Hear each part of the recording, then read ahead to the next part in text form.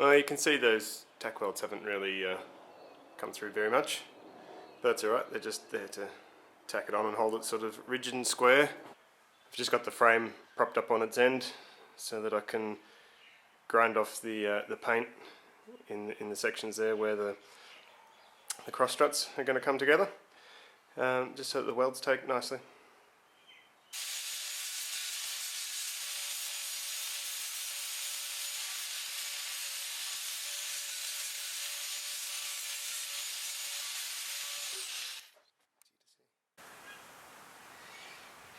Just take the paint off so the weld takes nicely. Since I'm using the concrete as a reference for flat, just need to grind off the tack welds that are slightly bumpy here that stops it sitting flat on the concrete.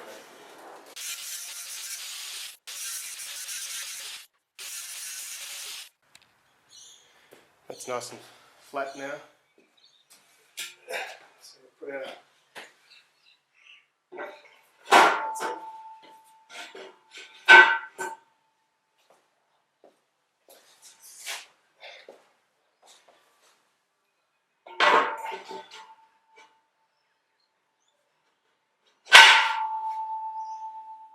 Hear that ringing sound? That's what I want to avoid when I'm working on the mill.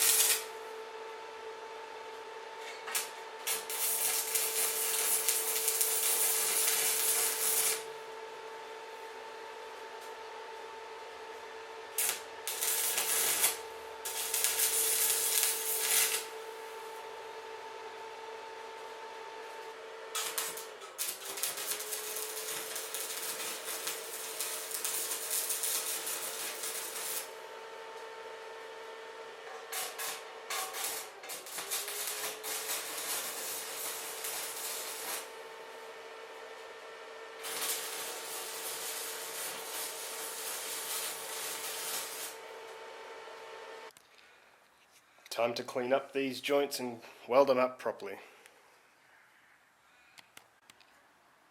Well, that's a bit better. We'll do a bit more grinding and a bit more welding and grinding and welding and grinding and welding. And that's how we make things.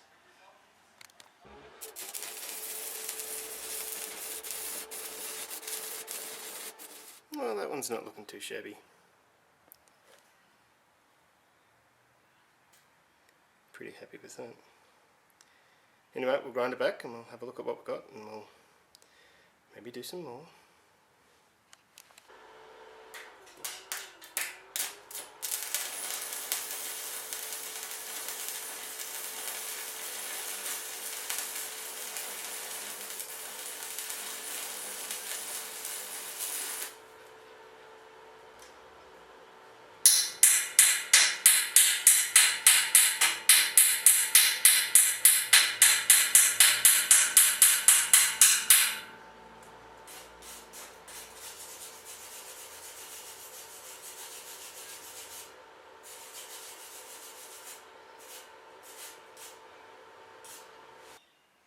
There we go, another nice weld there.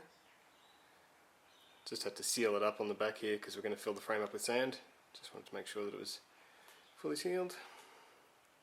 Anyway, quite happy with that. Sometimes after doing a bit of welding you see the metal part of the rod gets burnt away more than the flux on the outside. So that's where I'll just tap it on the ground to try and bust the flux off. Just to get that metal exposed again. Makes it easier for it to arc. The inside corners were the most painful to weld. The metal seemed to suck up all the heat out of the weld, so I pushed the welder all the way to 80 amps.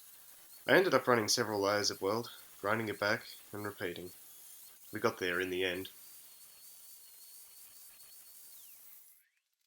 So what I've done is removed the top beam there, and we're now going to fill up the centre 2 columns with sand, just to deaden the sound when the milling machine is in use.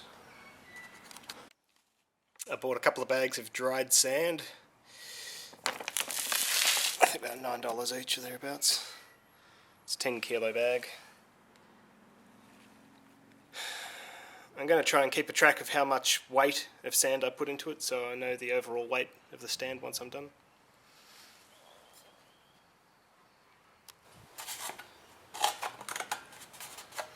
There's a makeshift funnel.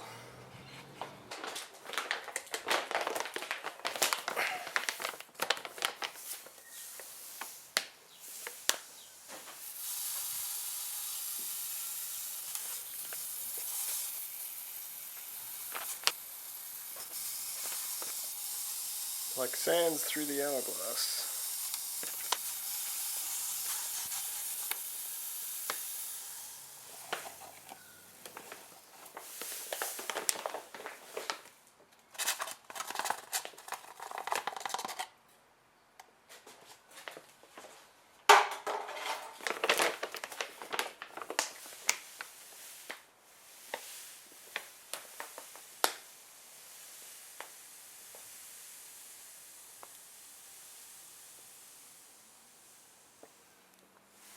So that took a little bit less than 10 kilos to do one.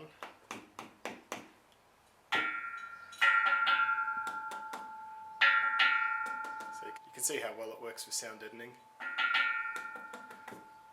It's also going to add extra weight, which will give us a lower centre of gravity in the whole stand, so it makes everything a bit more stable.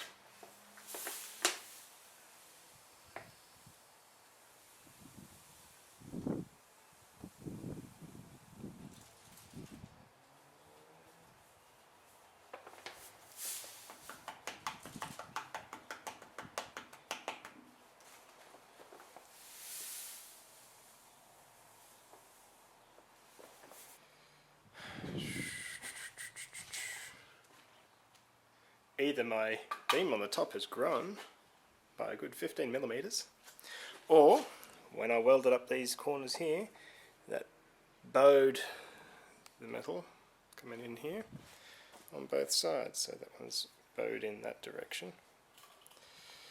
So I'm going to scratch my head for a bit and think about how I can get these verticals to push back out so that I can get this one to sit down and I can get it to sit neatly there. Anyway, I'll be back in a little bit. Okay, so don't try this at home, folks. I've used a couple of scaffold jacks with the legs that we're going to use later on. That's actually 2 bits of tube, so I've sashed them together here. Pushed the vertical ones here apart. However, they're all bowed in the welding process. You heat it up, you weld it, and then as it cools it contracts and it pulls it in directions. So that's why everything's bowed. So I'm going to start with just welding this one up, then letting a bit of the tension off and just work my way one at a time through each of these 4 joints. Okay, so I spared you the welding, but I've got a few of these done. Just as starters, we need to push that bit of metal back into shape. But in the end, I use screw jacks, wrong way, a couple of screw jacks, and a car jack as well. So this one here had warped a bit back when I did the original weld down the bottom there. Just pulled it in that way. So I welded this one up first, and then that one there, then used the car jack to push it in that direction. So now we're nice and square again.